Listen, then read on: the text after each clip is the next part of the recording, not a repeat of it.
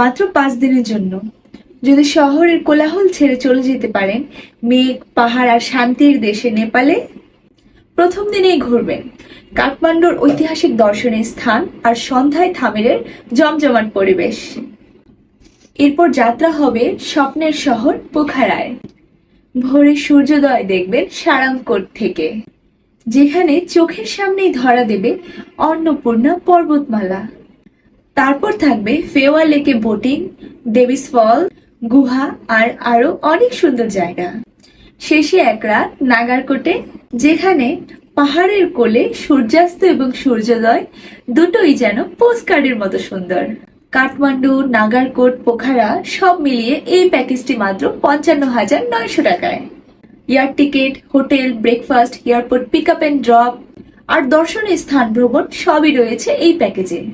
তাহলে নেপালকে এবার আপনার পরের ট্রাভেল ডেস্টিনেশন বানাবেন তো?